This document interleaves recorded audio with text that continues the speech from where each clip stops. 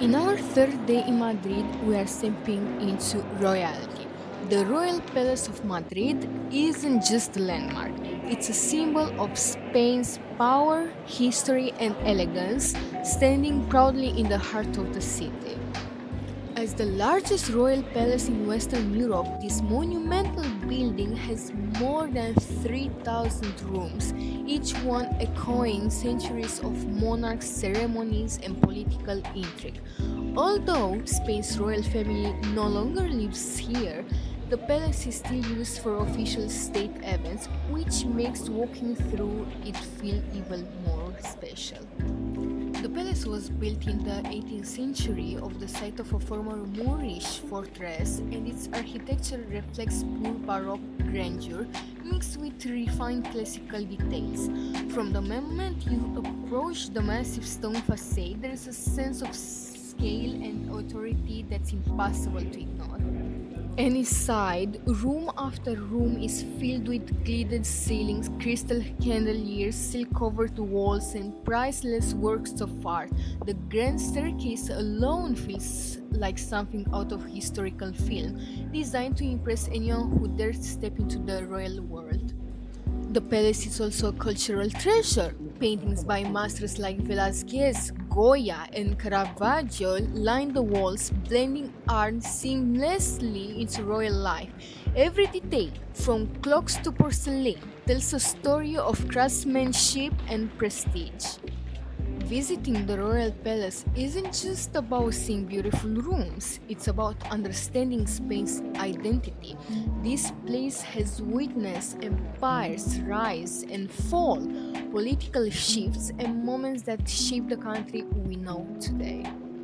While the royal palace looks ancient, it's actually quite resilient. After a devastating fire destroyed the old Alcazar in 1734, King Philip V ordered a new palace to be built, this time entirely from stone and brick, specifically to prevent future fires. That decision shaped the palace we see today. And if you are looking closely at the ceilings and you'll notice something unusual, many frescoes were painted to glorify science, reason, and enlightenment, not just religion. This reflects Spain's desire in the 18th century to present itself as a modern, forward thinking empire. Every year, the Royal Palace of Madrid welcomes millions of visitors from all over the world. Travelers come here not just to see a monument, but to connect with centuries of European history in one place. To be honest, you will hear dozens of languages echoing through the halls, proof that this place is more than a Spanish symbol. It's a global one. Art lovers pose in silence beneath painting ceilings, history enthusiasts study every detail, and first time visitors stand still, overwhelmed by the skill and elegance. For many, this visit is a highlight of their Madrid journey. Families, solo travelers, students, and photographers all move at their own pace, each experiencing the palace differently, yet sharing the same sense of awe.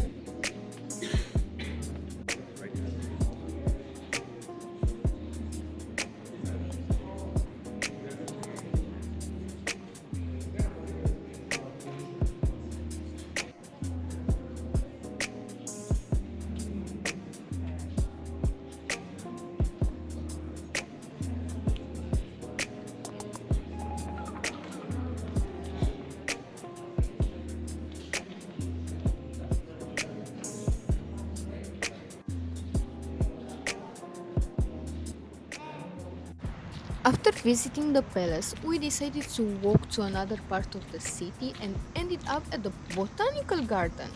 It felt like a completely different world compared to all the grandeur and history we had just seen. Everything suddenly slowed down. The garden was calm and full of life at the same time. There was a butterfly exhibition. The butterflies weren't real, but it was still really charming and added a soft artistic touch to the space. People were walking slowly, taking photos, or simply stopping to admire the details.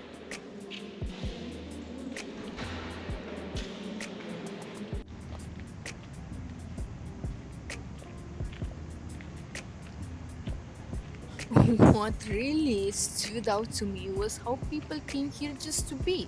Some bought a ticket, found a quiet corner, and sat down to read a book, surrounded by trees and flowers. No rush, no noise, just peace in the middle of the city.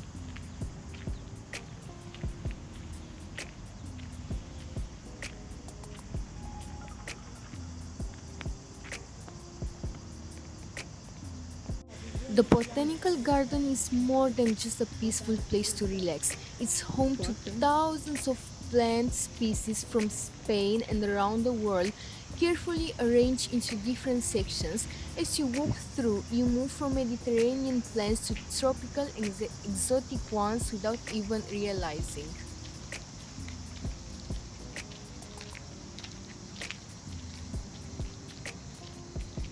You'll find greenhouses filled with palms, cacti, and rare flowers, especially impressive if you visit during colder months.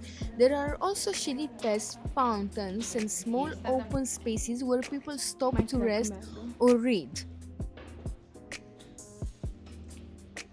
Throughout the year, the garden hosts temporary exhibitions like the butterfly one we saw, which add a creative twist and make every visit feel a bit different. It's a place that mixes nature, education, and quiet enjoyment.